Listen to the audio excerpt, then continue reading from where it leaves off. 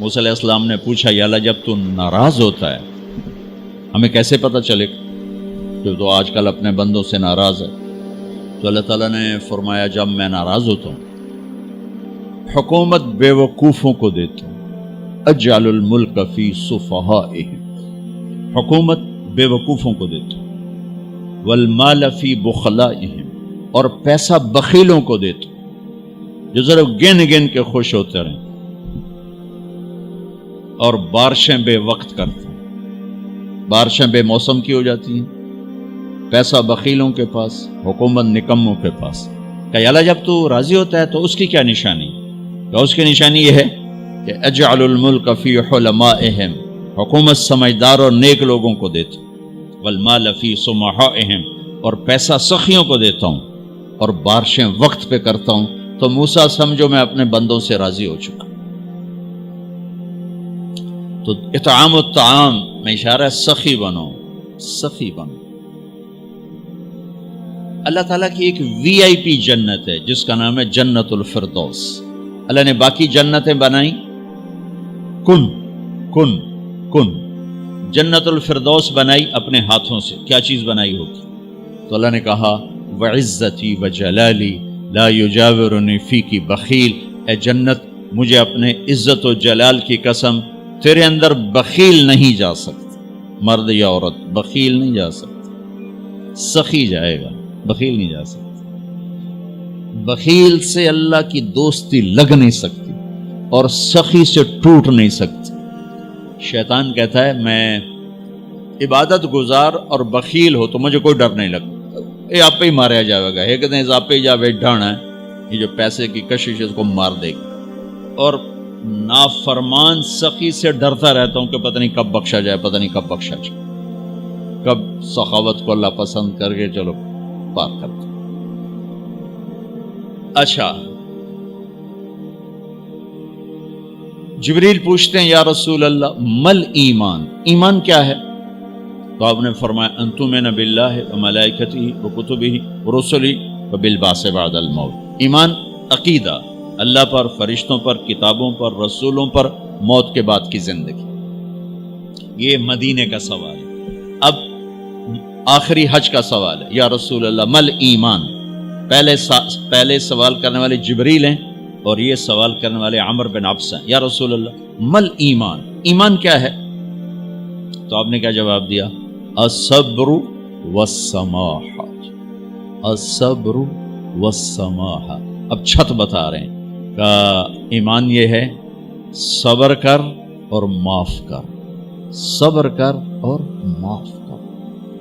میرے بھائی بہنوں، میرے رب کی قسم، جیسے یہ ہے نا وجعلنا من الماء كل شيء حي افلا يؤمنون، اللہ نے ہر جاندار کا لازمی جز پانی بنایا۔ پانی نکال دو تو آدمی مر جاتا، ڈی ہائیڈریشن سے موت واقع ہو جاتی۔ ہر جاندار کا لازمی جز پانی، دین کی تمام صفات کا لازمی جز صبر، صبر نکال دو تو سارا دین کچرا بن جاتا، صبر نکال دو۔ تو میرے نبی نے فرمایا ایمان کیا ہے؟ صبر کرو، معاف کرو۔ معاف وہی کرے گا جو صبر کرے گا، جسے صبر نہیں آتا اسے معاف کرنا بھی نہیں آتا۔ تو ایمان قیامت کے دن اعلان ہوگا صبر والے کھڑے ہو جاؤ، تھوڑی سی جماعت کھڑی ہوگی، بلکہ چلو جنت میں جاؤ۔ ان کو اللہ بغیر حساب کے جنت میں ڈال دے گا۔ اور جب آپ صبر کرتے ہیں تو ایک طاقت بنتا ہے، لوگوں کی منفی چیزوں کو آپ اپنے اندر سہتے ہیں، برداشت کرتے ہیں۔ صبر اس کو پروسیس کرتا ہے، پھر وہ طاقت بنا کے آپ کے اندر سے باہر پھینکتا ہے، جو پہاڑوں میں سوراخ کر دیتی ہے اگر ہم صبر کرنا سیکھ اور معاف کرنا سیکھ۔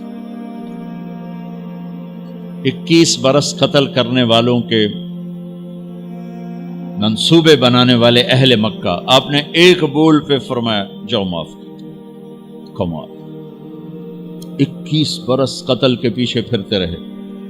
جنگ خندق کے فوراً بعد مکہ میں قحط آ گیا، تو ہمارے نبی نے 300 دینار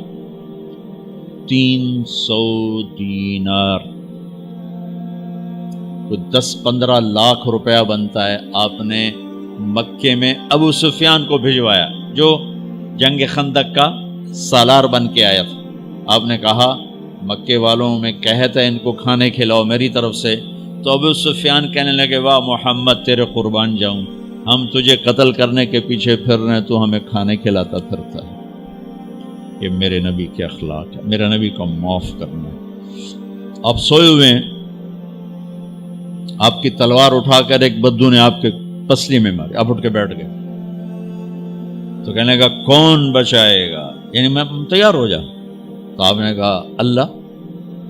آپ نے کہا اللہ، تو اس کا ہاتھ کانپا اور تلوار گر گئی. تب آپ نے اٹھا لی، آپ نے ایسے سیدھی کی، اب تو بچا، تو بتا تجھے کون بچائے. تو کہنے لگا میں تو ہی بچاونا ہے، اور کہیں بچاونا. تو آپ نے کہا کلمہ پڑھتے ہو؟ کہنے لگا نہیں پڑھتا. اب تو آپ اس کی گردن اڑوا دے، یہ خود ہی اڑا دیتے جو کہہ رہا میں کلمہ نہیں پڑھتا ہوں. قتل کے ارادے سے آنا ہی اس کے قتل کے لیے کافی تھا. آپ نے فرمایا کلمہ پڑھتے ہو؟ کہنے لگا نہیں. آپ نے کہا جاؤ معاف ہو جاؤ، جاؤ معاف ہو جاؤ. صحابہ کے سامنے جاؤ معاف ہو جاؤ. بھائیو، انسان اور خطا لازمی ہے. اگر معاف کرنا نہ سیکھا تو ہم خود ہی دکھی ہو کے رہ جائیں گے. لوگوں کے زخم بھلا دو، اللہ پہ ڈال دو، اللہ صلہ دے گا، زندگی پرسکون ہو جائے گی. دیکھو ہم اپنے یہ کرتے پر داغ نہیں لگنے دیتے، اپنے بس سے داغ. کھانا کھانے بیٹھو نیپکن، یہ دیکھو ابھی نیپکن پڑے ہوئے اے رکھو اگو رکھو توڑے چولے تو کوئی سالن نہ ڈھے پاوے، ٹھیک یہ تو پھر بھی دھل جائے گا. لیکن یہاں داغ لگا، کبھی نفرت کا، کبھی غصے کا، کبھی انتقام کا، کبھی حسد کا، کبھی بغض کا، کبھی کینے کا. انسان سب سے زیادہ اپنی ذات سے محبت کرتا ہے. یہ معمولی سے کپڑے کو داغ سے بچاتے ہو، جو سب سے قیمتی چیز ہے دل جو بادشاہ ہے، اسے بھی تو صاف ستھرا رکھو.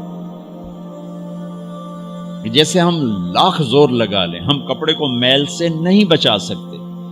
لاکھ زور لگا لو، لوگوں کے منفی رویے آپ کو توڑے بغیر نہیں چھوڑیں گے. لہذا کیا کرو؟ نبی والا معاف کرو، معاف کرو، دل کو صاف کرو، دل کو صاف کرو، دل کو صاف کرو، صبر کرو، معاف کرو. میرے نبی نے فرمایا، میرے بیٹے انس ایک بہت بڑی سنت بتاؤں، بہت بڑی سنت. داڑھی سنت ہے، پگڑی سنت ہے، سفید لباس سنت ہے. بہت بڑے کا لفظ مجھے یہیں یاد ہے، ہو سکتا ہے کہیں اور بھی ہو. میرے بیٹے انس ایک بہت بڑی سنت، اگر تو یہ سنت پہ عمل کر گیا تو جنت میں میرا ساتھی ہو جائے گا. جو بھی کر لے، جو بھی، وہ جنت میں میرا ساتھی ہو جائے گا. ذالک من سنتی ومن احب سنتی فقد احبنی ومن احبنی کان معی فی الجنہ. میرا جنت کا ساتھی جو اس سنت پہ عمل کر گیا. کیا ہے یا رسول اللہ؟ یا بنی ان قدرت، اگر تو کر سکے. اشارہ ہے کم تنو اوکھا دسن لگا، سوکھا نہیں ہے.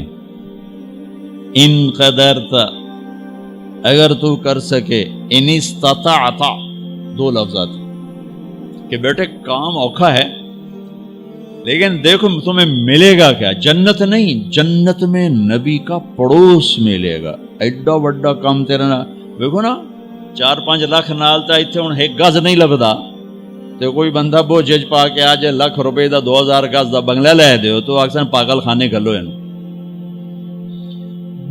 جنت کا مل جانا بھی بہت بڑی بات ہے، پر جنت میں نبی کا ساتھ ملنا کوئی سوکھا کم تو نہیں ہوئے گا، ہے کری تو پسینہ آئے گا.